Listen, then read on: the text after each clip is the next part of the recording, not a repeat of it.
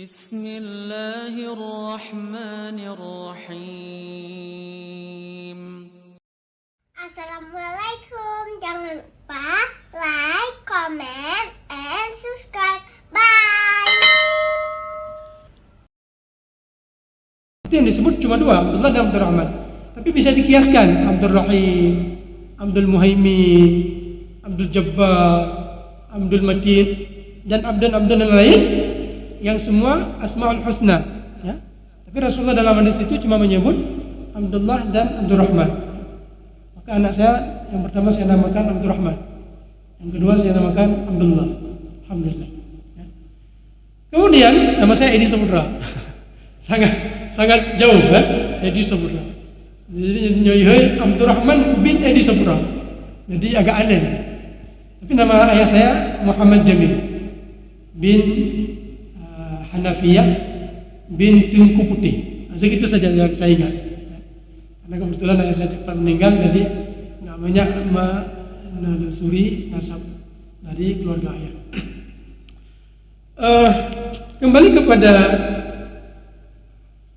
apa yang disebutkan oleh Nabi, trik untuk masuk ke kabilah itu. Sesungguhnya Allah telah menamakan kalian, nama ayah kalian dengan sebutan yang bagus, ya. Kita lanjut dari hadis tadi, ya. Nama yang paling disukai oleh Allah adalah Abdurrahman dan Abdullah. Kemudian wa asdaquha, nama yang paling tepat, paling sering sesuai, itu Harith dan Hammam. Itu dua yang disebutkan oleh Nabi. Tapi kita juga bisa mengkiaskan nanti. Apa arti Harith? Harith artinya yang beruntung. Harith. Hammam yang cita-cita tinggi. Sering kan kita, anak-anak kita diberi nama dengan Zaki artinya cerdas, itu doa. Itu sering seperti itu. Mahir, itu boleh, ya? Boleh. Dan tapi itu yang bukan yang terbaik. Yang terbaik adalah Abdullah, Abdurrahman dan Asmaul Husna. Giliran berikutnya yang paling sering sesuai. Nah, itu maksudnya, ya. Wa asdaquha, itu mahir, Zaki. Nah, kalau tadi yang disebut oleh Nabi dua, itu Hammam yang cita-citanya tinggi, kemudian Harith yang beruntung. Nah, itu juga boleh seperti itu. Kemudian wa aqbahuha, nama yang paling jelek. Kata Rasulullah SAW, harbun wa murrah. Nah, ini dua yang disebutkan oleh Nabi. Bukan berarti yang lain nggak jelek. Kalau artinya jelek, tetap juga jelek. Apa arti harbun? Artinya perang. Ini nama seperti nama Abu Sufyan. Ayah beliau, ya, Abu Sufyan bin Harbin bin Umayyah bin Abdul Syams bin Abdul Manaf. Ayah beliau namanya Harbun. Itu juga nama yang tidak baik. Bahkan kalau dalam bahasa hadis, wa aqbahuha, yang paling jelek itu Harbun. Kenapa? Karena dalam peperangan itu kan ada kesan kehancuran, pembunuhan. Nah, jadi Rasulullah tidak suka seperti itu. Makanya ketika Ali dikaruniai oleh Allah anak Hasan, jadi Ali mengatakan, kuntu rajulan uhibbul harb, saya ada seseorang yang gemar berperang. Maka ketika lahir anakku Hasan, aku ingin memberi nama untuk dia dengan sebutan Harbun, perang. Itu Hasan. Ali seperti itu. Kemudian ditanyakan oleh Rasulullah, kamu memberi nama untuk anakmu apa? Harbun, ya Rasulullah. Jangan. Dirubah oleh Rasulullah menjadi Al-Hasan. Kemudian anak berikutnya dipanggil diberi nama oleh Rasulullah menjadi Al-Husain. Ini dua nama seperti nama anak Nabi Harun, kata Rasulullah. Syabbar wa Syubair. Syabbar itu Hasan, Syubair itu Husain. Itu dalam bahasa Ibrani. Pertanyaannya adalah, dari mana Nabi tahu anak Nabi Harun? Nah, ini jawabannya sama seperti pada bulan yang lalu, bulan Syawal, ketika Rasulullah berangkat pulang dari Taif, berjumpa dengan seorang budak Nasrani namanya Adas. Rasulullah bertanya, dari mana engkau? Dia menjawab, dari negeri Pulang. Itu dari negeri Yunus bin Matta. Dari mana engkau tahu? Dzaka akhi, huwa nabiyyun wa ana nabiyyun. Itu saudara saya. Dia nabi, saya juga nabi. Jadi status nabi, status beliau sebagai nabi. Jadi itu ada informasi baik berupa wahyu Al-Quran atau berupa pesan yang disampaikan oleh malaikat Jibril yang disampaikan kepada Rasulullah, sehingga Rasulullah mengetahui. Termasuk tadi anak dari nama anak Nabi Harun bernama Hasan Hussein, ya, kalau diterjemahkan ke dalam bahasa Arab. Di bahasa Ibrania Syabbar dan Syubair, itulah kira-kira. Satu lagi nama yang paling dibenci oleh Allah, sebagaimana disebutkan oleh Nabi. Yang pertama tadi Harbun, yang kedua adalah Murrah. Murrah ini ternyata salah seorang juga dari kakek Nabi SAW. Jadi bin Qusay bin Murrah juga nanti, ya, bin Ka'ab. Murrah. Apa arti Murrah? Murrah arti pahit. Mau anak kita berada dalam kepahitan? Kan tidak mau. Makanya Rasulullah tidak mau seperti itu. Ada beberapa orang dari istri Rasulullah SAW. Kalau saya tidak salah 2 orang. Itu namanya dirubah oleh Nabi. Kenapa? Salah satu dari mereka namanya Barrah. Apa arti Barrah? Keluar. Nama perempuan artinya keluar. Kan nggak elok. Perempuan itu cocoknya di dalam, tapi namanya Barrah. Maka diubah oleh Nabi menjadi Juwairiyah seperti itu. Ya. Baik, kita lanjutkan kepada market dakwah Nabi Sallallahu Alaihi Wasallam. Ternyata Banu Abdullah ini tidak menerima, ya, dakwah yang disampaikan oleh, dan Nabi tidak putus asa cari kabilah lain. Rasulullah pergi ke Bani Amir bin Sa'sa'ah. Nah, ini Bani Amir juga ketemu nasab mereka. Salah satu dari nasab keturunan mereka adalah Bani Sa'ad yang Rasulullah nanti dulu disusui oleh Halimah Tusa'diyah, itu dari Bani Sa'ad. Beliau juga menyampaikan dakwah ini hampir berhasil, ya. Seorang di antara mereka mengatakan, "Ya Muhammad, bagaimana kalau nanti berhasil? Apakah kami ini punya peran?" Maka Rasulullah, "Oh, tidak bisa. Ya. Kalau dakwahnya nanti berhasil, kemudian engkau ingin meneruskan atas nama kenabian, itu tidak boleh. Ya. Tapi kalau ingin memperoleh sedikit kekuasaan, itu tidak masalah." Dan ini Rasulullah pernah menggiurkan Khalid bin Walid, sebagaimana pernah kita ceritakan, ya, ma mithlu Khalid yajhalul Islam. Orang seperti Khalid, cerdas seperti itu, nggak mungkin dia salah memahami Islam ini. Kalau Khalid kepintarannya dia gunakan untuk Islam, apa kata Rasulullah? Walaqad damna lakana khairan lahu. Sungguh itu lebih baik bagi dia. Walaqad damnahu ala ghairihi. Dan kami akan berikan kedudukan. Itu boleh. Ya. Abu Sufyan, siapa yang masuk rumah Abu Sufyan maka dia aman. Itu boleh. Kalau ke kedudukan duniawi, tapi kalau setelah Rasulullah meninggal, kami yang melanjutkan, itu boleh. Ya, nggak ada tawar menawar. Lakum dinukum waliyadin. Ya, makanya ketika Rasulullah dulu diminta untuk beribadah, 1 hari menyembah Allah, 1 hari menyembah patung mereka, nggak boleh. Ya, maka Rasulullah tidak menerima. Tadi hampir berhasil, tapi karena Rasulullah nggak setuju dengan perjanjian itu, akhirnya juga gagal. Nggak masalah. Ya, yang nggak boleh tidak nggak boleh. Kemudian Rasulullah secara perorangan juga beliau sampaikan, di antaranya adalah Suwaid namanya, Suwaid bin Samit. Suwaid bin Samit ini dari Madinah, ya, dari Yathrib. Ini sosok yang dikenal di kalangan masyarakat Yathrib, orang yang memiliki hikmah, ya, memiliki hikmah. Kemudian Rasulullah SAW menyampaikan kepada beliau, Suwaid, ada sesuatu yang ingin saya sampaikan.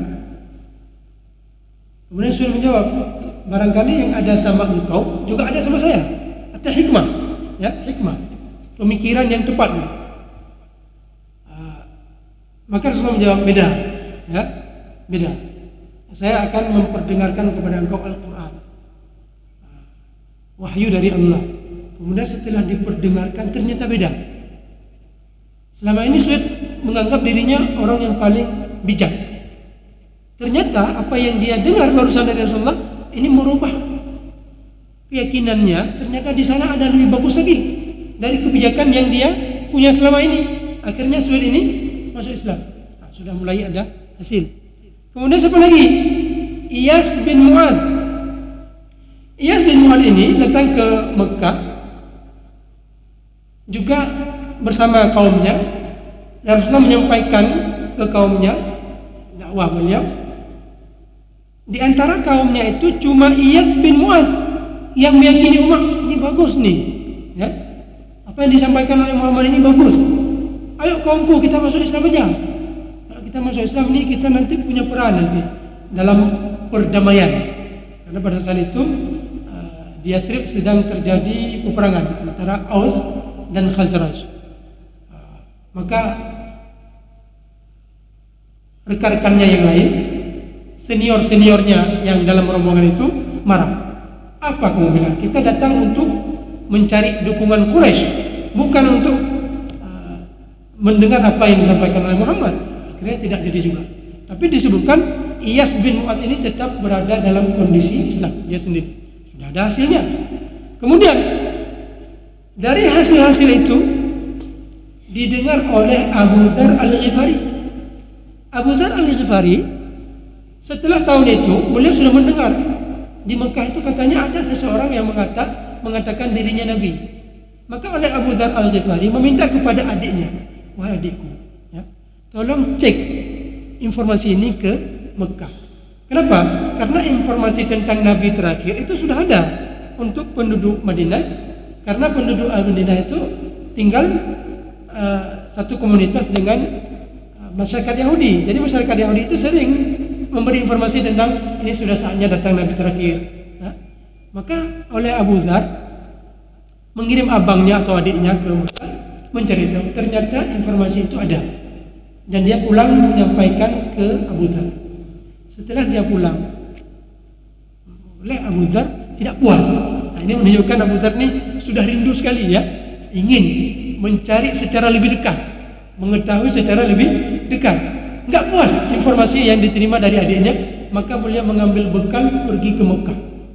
Setelah setiba di Mekah, singkat cerita, ketika bertemu dengan Ali bin Abi Thalib, kemudian bertanya, saya ingin bertemu dengan Muhammad. Kemudian Ali bin Abi Thalib membawa beliau ke rumah Arqam bin Abi Arqam, tempat yang dijadikan oleh Rasulullah sebagai tempat beliau mengajar, ya.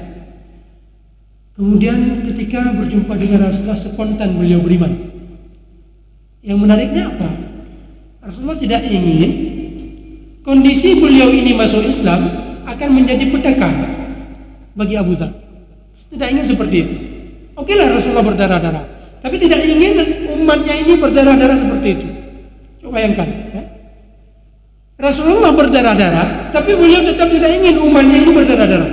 Bagaimana Rasul cinta sekali kepada kita? Apa kata Rasulullah? Ya Abu Dzar, uktum hadzal amr, tolong rahasiakan. Kamu sudah masuk Islam, tolong rahasiakan, jangan sampaikan ke siapa-siapa, karena nanti bahaya. Apa respon Abu Dzar? Tidak ya Rasulullah, kalau engkau berdarah-darah, sahabat-sahabatmu berdarah-darah, saya juga ingin merasakan bagaimana berdarah-darah itu. Maka Abu Dzar melanggar perintah Nabi. Nabi meminta jangan sampaikan ke siapa-siapa. Beliau keluar membuat pengumuman seluas-luasnya, wahai penduduk Arab, wahai penduduk Mekah, ketahuilah bahwa saya telah mengikuti Muhammad. Ternyata risiko itu sampai ke beliau. Beliau dipukuli, kemudian dilepaskan. Beliau balik lagi, buat lagi pengumuman, dipukuli lagi. Nah, sampai beliau nanti mengatakan, ada yang mengatakan bukan beliau tapi salah seorang dari pemuda-pemuda Quraisy, hei, ini orang ini dari Bani Ghifar, Abu Dzar Al-Ghifari.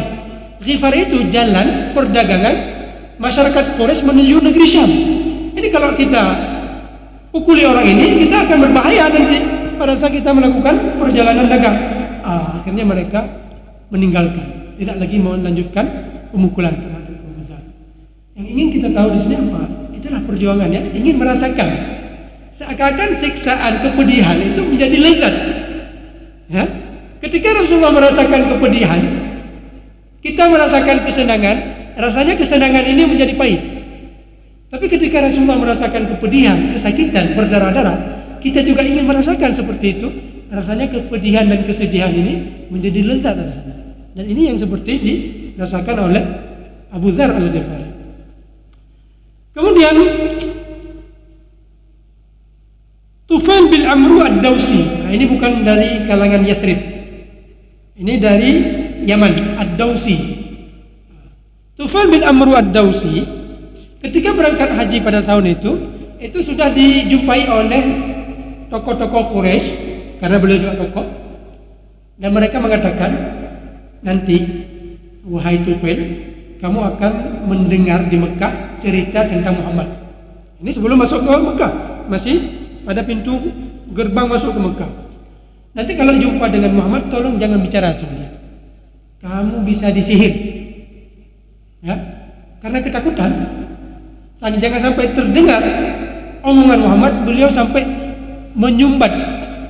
Ya, ini kata beliau, yaqulu Tufail, fa wallahi, ya, hatta khashawtu udhuni hina ghadawtu ilal masjid kursufan, sampai saya menaruh kapas di telinga saya ketika saya datang ke Masjidil Haram. Saya taruh kapas. Supaya kenapa? Supaya tidak terdengar apa yang disampaikan oleh Muhammad, apa yang dibacakan oleh Muhammad. Sampai juga terdengar-dengar, ya. Bayangkan seseorang menaruhkan kapas pasti sedikit terdengar gitu. Di situ beliau mulai berpikir, ya, saya ini kan orang cerdas. Nyolong kan urung bengai. Kok jen ibu bengai lho, culok kepuh sampai tidak bisa mendengar. Maka akhirnya beliau mencoba melepaskan, ya. Saya ingin mendengar. Kalau betul saya terima. Kalau salah saya tolak, karena saya ini bukan orang yang bodoh. Maka akhirnya beliau lepaskan kapasnya dan mendengar. Ternyata apa yang beliau dengar sangat menakjubkan. Ya, akhirnya beliau masuk Islam. Ketika beliau masuk Islam, beliau kembali ke kampungnya, melakukan dakwah di kampungnya. Dan salah seorang dari penduduk kampungnya yaitu Abu Hurairah. Nanti di tahun ke-7 Hijriah baru mereka dari Yaman berangkat sama-sama yang sudah muslim menuju ke Madinah Al-Munawwarah. Tahun ke-7 Hijriah baru berhijrah. Tapi sebelumnya terus mereka berjuang di Yaman. Kemudian terakhir Dhamad Al-Azdi, ya, ada waktu kita sekitar 3-4 menit lagi. Dhamad Al-Azdi, ini dari kabilah Azdi. Dhamad Al-Azdi ini terkenal di komunitas masyarakat beliau dengan pandai mengobati orang sakit. Dukun lah. Maka ketika dia mendengar informasi tentang Muhammad, ada yang mengatakan tukang sihir, ada yang mengatakan kesurupan, macam-macam. Maka oleh Dhamad Al-Azdi ini ingin berjumpa, ya. Katanya Muhammad tidak bisa disembuhkan. Coba saya tes. Saya ingin sembuh Muhammad, ya, ingin saya obati Muhammad dengan ilmu medis yang dia punya. Maka ketika berjumpa dengan Rasulullah sallallahu alaihi wasallam, fasami'a sufaha'aha yaqulun, orang-orang Quraisy mengatakan, inna Muhammadan majnun, Muhammad itu gila, ya. Faqal law anni ataitu hadzal rajul, barangkali saya bisa ketemu dengan Muhammad yang orang mengatakan dia gila, la'alla Allah yushfihi ala yadi, barangkali Allah bisa menyembuhkan Muhammad ini berkat dengan medis yang saya punya. Kemudian falaqiyahu, dia berjumpa dengan Rasulullah sallallahu alaihi wasallam. Faqala ya Muhammad, wahai Muhammad, sudikah engkau aku sembuh, ya? Ini arqa itu ruqyah, ya. Ruqyah, sembuh maksudnya. Faqala Rasulullah sallallahu alaihi wasallam, Rasulullah tidak menjawab boleh atau tidak, tapi Rasulullah membaca innal hamdalillah nahmaduhu wa nasta'inuhu man yahdihillahu fala mudhillalah wa man yudlilhu fala hadiyalah wa ashhadu an la ilaha illallah wahdahu la syarikalah wa ashhadu anna Muhammadan abduhu wa rasuluh. Itu yang Rasulullah baca. Sehingga terkesima pun bacaannya, ya. Hantar dia, ya nggak pernah dia dengar ucapan seperti itu. Akhirnya singkat cerita, setelah diperdengarkan ayat-ayat Quran lainnya, akhirnya Dhamman Al-Azdi ini justru beliau yang masuk Islam. Padahal tujuannya apa? Tujuannya gini tembur Nabi. Ya, ini mirip seperti tukang sihir di masa Fir'aun. Tujuannya apa? Ingin mengalahkan Nabi Musa. Justru mereka yang duluan sujud. Maka Islam ini nggak boleh ditentang ya. Kebenaran itu, kenabian itu nggak bisa dilawan. Kalau kita lawan, orang yang dilawan itu ya akan jadikan bukti kebenaran. Seperti yang ada pada kejadian tongkat Nabi Musa. Akhirnya yang masuk Islam pertama beriman kepada Nabi Musa justru tukang sihirnya. Dan ini yang beriman kepada Rasulullah justru orang yang tadi berencana ingin sembuh Nabi Sallallahu Alaihi Wasallam. Mudah-mudahan ada faedah yang bisa kita dapatkan. Lebih dan kurang saya mohon maaf. Wabillahi taufiq wal hidayah. Assalamualaikum warahmatullahi wabarakatuh.